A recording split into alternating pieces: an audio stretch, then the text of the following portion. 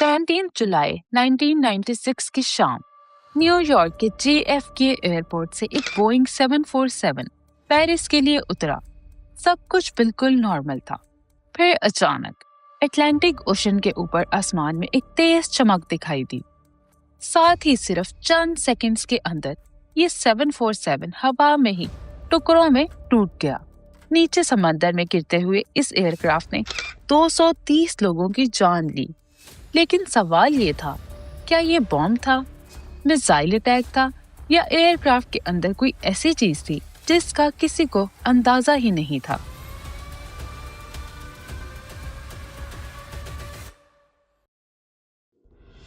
दोस्तों, 8th our में आप सबको खुशामदीद।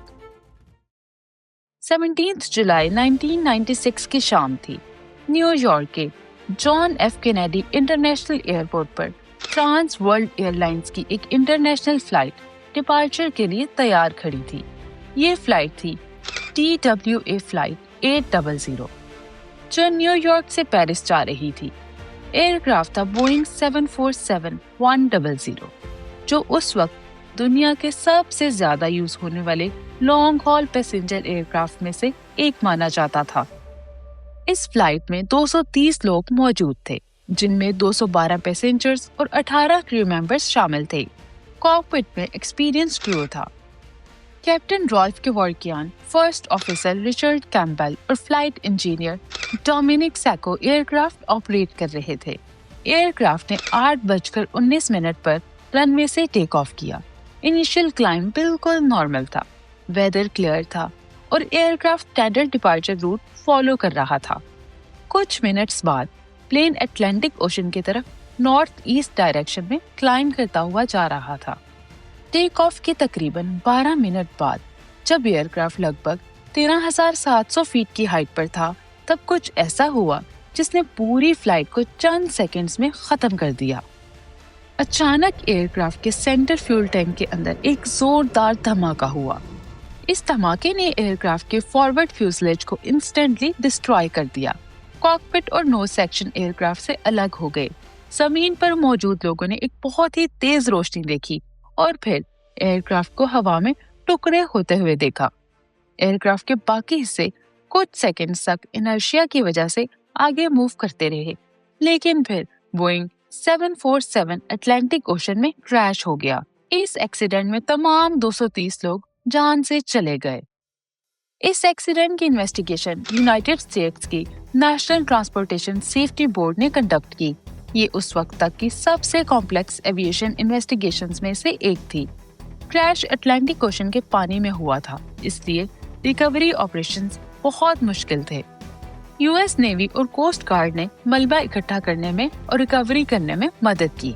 इन्वेस्टिगेशन टीम ने एयरक्राफ्ट के 95% से ज्यादा मलबे को रिकवर करके एक हंगर में रिकंस्ट्रक्ट किया। इस रिकंस्ट्रक्शन ने इन्वेस्टिगेटर्स को एक्सप्लोजन का एग्जैक्ट लोकेशन आइडेंटिफाई करने में मदद दी।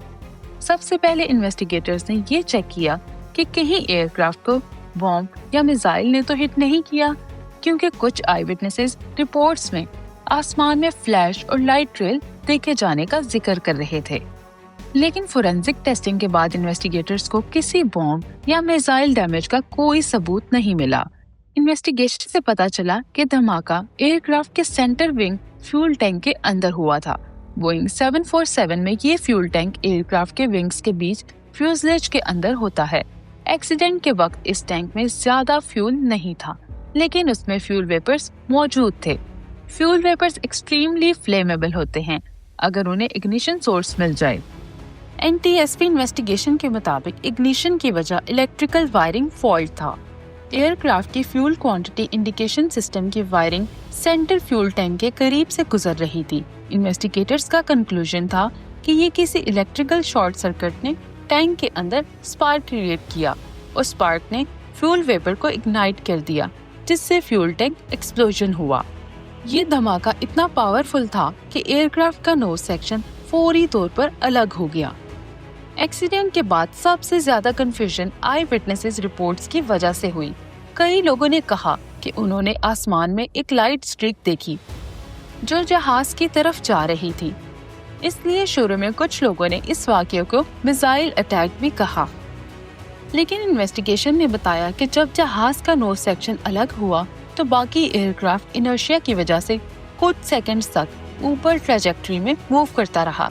اس سے جو برننگ فیول اور ڈیبرس ٹریل بنا وہ زمین سے دیکھنے والوں کو میزائل ٹریل کی طرح کا دکھائی دیا۔ ریڈار ڈیٹا اور فزیکل ایویڈنس نے میزائل تھیوری کو سپورٹ نہیں کیا۔ TWA فلائٹ 800 کے بعد ایویشن انڈسٹری میں بہت امپورٹنٹ سیفٹی چینجز انٹروڈیوس کرائے گئے۔ ایئر کرافٹ فیول ٹینکس کو انرٹ گیس سسٹمز کے ساتھ اکوپ کرنا سٹارٹ کر دیا گیا تاکہ فیول ویپرز اگنائٹ نہ ہو سکیں۔ فیول ٹینک وائرنگ انسولیشن اور الیکٹریکل سیپریشن سٹینڈرڈز بھی امپروو کر دیے گئے۔ ایئر لائنز کو فیول ٹینک مینٹیننس اور انسپیکشن پروسیجرز کو بھی اپڈیٹ کرنا پڑا، کیونکہ یہ ایکسیڈنٹ ایویشن انجینئرنگ کے لیے ایک بہت بڑا سبق تھا۔ اگر آپ کو ویڈیو پسند آئی ہو تو لائک کریں، شیئر کریں اور چینل کو سبسکرائب کریں۔